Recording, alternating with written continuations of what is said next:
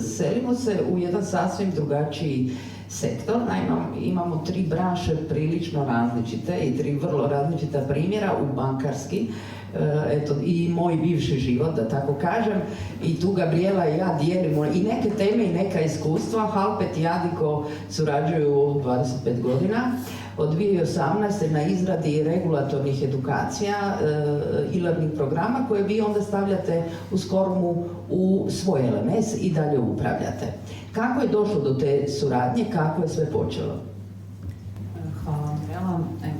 Što bi rekla, 2018. da, bila je ta presudna godina, znači jako brzo smo trebali osmisliti edukaciju i provesti je na ugotovo 6 zemalja u grupe, znači u Sloveniji, u Hrvatskoj, Srbiji, Crnoj Gori, Republici Srpskoj i Federaciji Bosne i Hercegovine, i to za naše prodajno osoblje i za djelatnike koji rade u kreditnom procesu, znači što je velik broj djelatnika, i na njihovom materinjem jeziku, s obzirom da na svom radnom mjestu ne moraju govoriti engleski. Tako da smo kontaktirali Halpet i došlo je do te suradnje i jako smo brzo razvili znači, tu edukaciju. Postavili je tada u Halpetov LPC sustav i jako je brzo proveli u vrlo kratkom vremenu. Ta edukacija postoji još dan danas, ona se s vremena na vrijeme ponovno ažurira i pusti na ciljnu skupinu. Tako da to je bila prva edukacija, na neki način KIK, koji je obilježio našu suradnju od tada do danas, gotovo bi rekla uglavnom u online formatu edukacije. Od tada do danas je izrađeno 44 regulatorne edukacije, regulatorna sadržaja, različite su teme. U tom procesu izrade takvih sadržaja koji su onda i koji prati regulator, koji podliježu nekakvim sankcijama, koje moraju biti ažurne, precizne. Kako izgleda sam proces izrade i gdje u tom procesu ste vi unutar Adiko banke nailazili na izazove i otpore? Da li su to zaposlenici, menadžeri, stručni odjeli, eksperti? Moramo reći da smo učili na našim greškama i tako stjecali neko iskustvo. Moramo reći da iskustvo nam je rekao da možda najviše izazova imamo, s obzirom da mi ovdje govorimo o tailor-made, znači ovih 44 gotovo su svi skrojeni za nas, za naše potrebe, mi smo ih kreirali od nule. Da je u tom procesu biti jako važno jasno definirati na samom početku očekivanja svih dionika, poglavito naših eksperata, nositelja edukacije koji biti k nama dođu i zatraže neku edukaciju.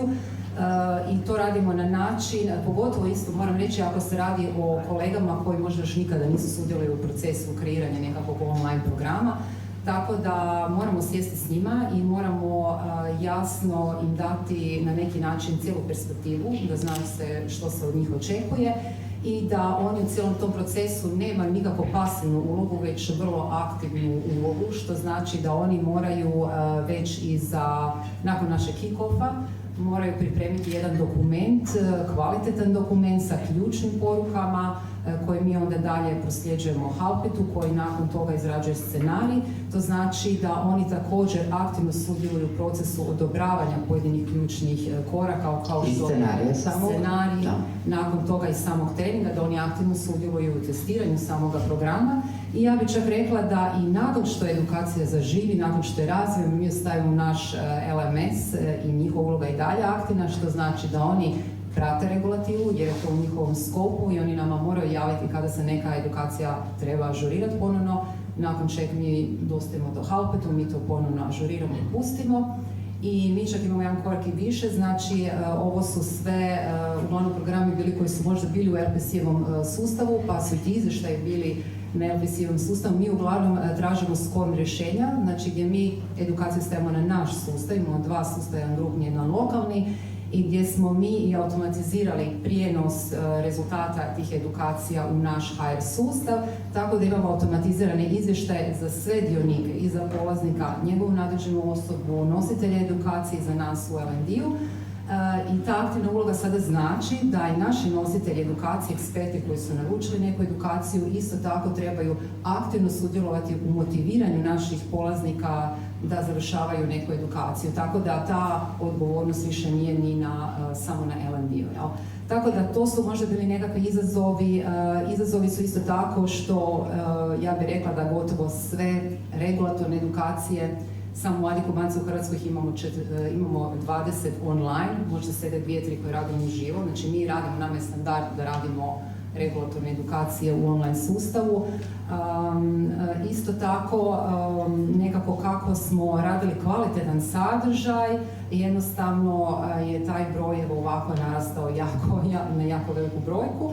I mi sad na neki način želimo to i racionalizirati ili optimizirati taj broj, tako da kad nam se javljaju sad kolegi nositelji, onda ukoliko se radi o manjem broju polaznika ili ukoliko to sadržaj dozvoljava, mi ipak sad ih usmjeravamo na nekakve druge formate kao što je radionica uživo. A njih također motiviramo, znači kolege koji uistinu trebaju nekakav online format i s obzirom da za sebe volimo reći da smo netipična banka, netipični bankari, tako da evo, to u biti želimo živjeti u našim poslovima.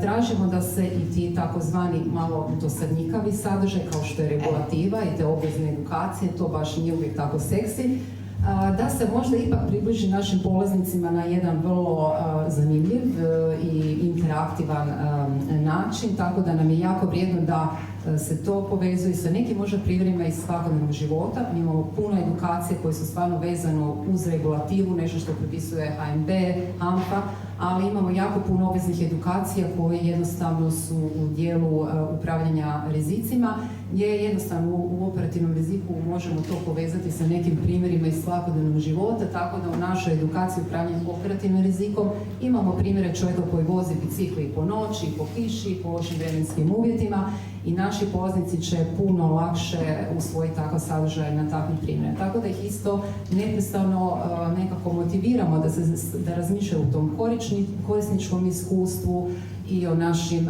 polaznicima, da im ipak sadržaj bude motivirajući za učenje. Odmah ste, Gabriela, odgovorili na moje sljedeće pitanje koje sam htjela postaviti. Da li dosadna, zahtjevna regulativa teškog pravnog jezika može biti pitka i jasna zaposleniku? Dakle, shvaćam da je odgovor da može i da tu ima razlika između e-learninga i e-learninga.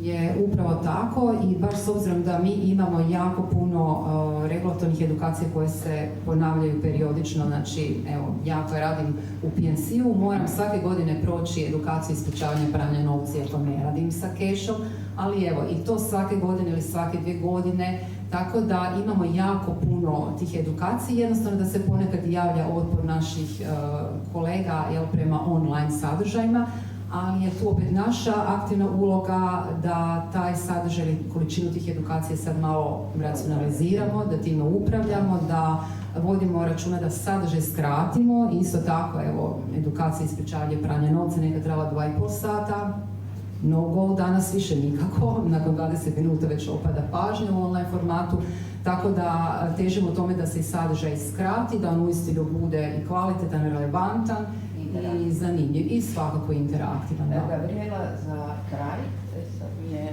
mikrofon, ja ću pojačati glas.